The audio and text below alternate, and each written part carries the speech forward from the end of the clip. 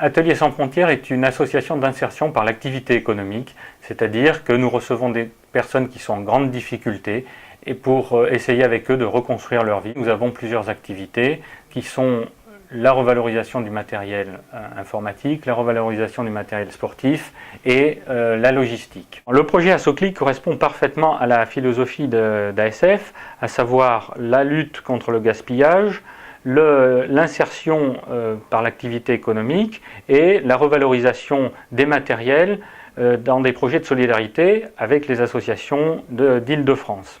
Bonjour, je m'appelle Oumou Kondé, je viens de Créteil. Ça fait 9 mois que je suis à ASF. Mon prénom c'est Denis, ça fait 21 mois que je suis ici. J'arrive à la fin de mon parcours dans 3 mois.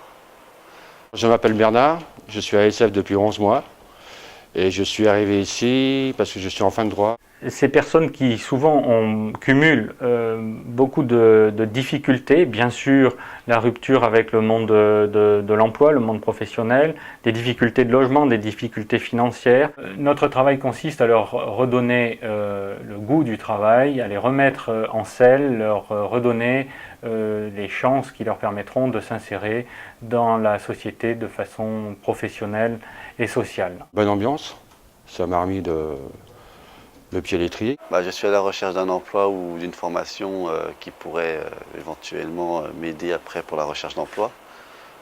Parce qu'avoir un diplôme dans l'informatique, c'est assez important.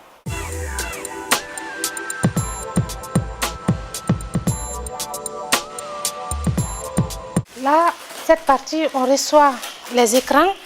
Quand on reçoit les écrans, on les teste, on regarde la couleur, on fait une série de tests.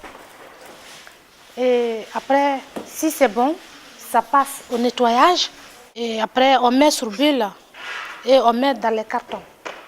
Et là, ceux qui ne sont pas bons, on les met au démantèlement. Nous, notre travail consiste à démanteler les écrans, séparer les éléments, c'est-à-dire le plastique, l'aluminium, le fer, les écrans verts, les bobines, pour que l'usine qui va les recevoir puisse les retraiter correctement. Mon rôle consiste à vérifier les ordinateurs et à faire de sorte qu'après ils fonctionnent. Après on utilise un logiciel qui s'appelle Blanco et le logiciel va vérifier les disques durs, va effacer tout ce qu'il y a sur le disque dur et ensuite après on fait une installation de Windows XP.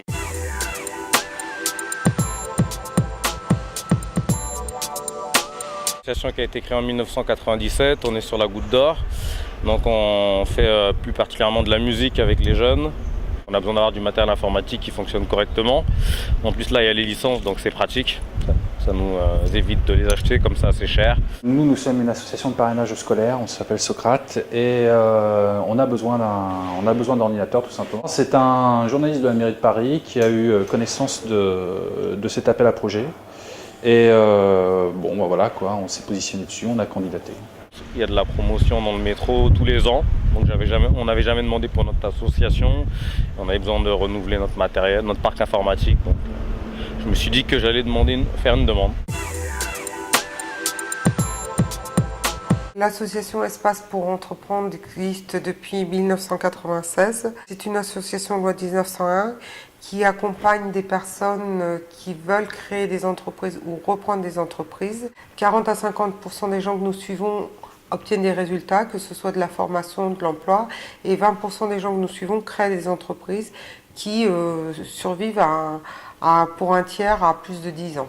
Et nous avons postulé pour une action qui était une cyberbase à la création d'entreprises. C'est-à-dire que les publics qu'on reçoit ne sont pas forcément informatisés. Nous avons été retenus l'année dernière sur le prix ASSOCLIC et nous avons gagné 8 ordinateurs qui ont été le premier pas pour notre cyberbase.